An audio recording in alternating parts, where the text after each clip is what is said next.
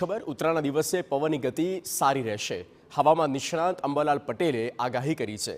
14મી જાન્યુઆરીએ પવનની ગતિ વધુ સારી રહેશે.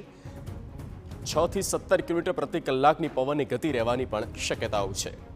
આંચકાના પવનની ગતિ 18 થી 29 કિલોમીટરની રહેશે. સુરતમાં પવનની ગતિ સારી રહેવાની શક્યતા. ઉત્તર ગુજરાતમાં પવનની ગતિ મધ્યમ રહેશે. કચ્છના ભાગમાં મધ્યમ ગતિએ પવન વહેશે. સૌરાષ્ટ્રમાં પવનની ગતિ 6 થી 12 કિલોમીટરની રહેશે. પશ્ચિમ સૌરાષ્ટ્રના ભાગમાં સારો પવન વહેશે. રાજ્યમાં 15 જાન્યુઆરીએ પવનની ગતિ મધ્યમથી સારી રહેવાની આગાહી છે.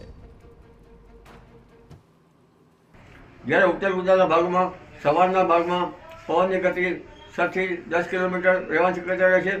ક્યારેક બપોર સુધીમાં 12 કિલોમીટરની આસપાસ રહેવાની શક્યતા રહેશે. સાંજે 4 કિલોમીટર આસપાસ રહેવાની શક્યતા રહેશે. પાલનપુર વગેરે ભાગોમાં 4 કિલોમીટરની આસપાસ રહેવાની શક્યતા રહેશે. પૂર્વ ગુજરાતના ભાગમાં પણ પવનની ગતિ આ પ્રમાણે રહેવાની શક્યતા રહેશે. કચ્છના ભાગમાં પવનની ગતિ કંઈક અંશે 6 થી 10 કિલોમીટર અને અન્ય ભાગમાં પવનની ગતિ થોડીક વધુ રહી શકે છે. ઉત્તરાયણના તહેવારને આડે હવે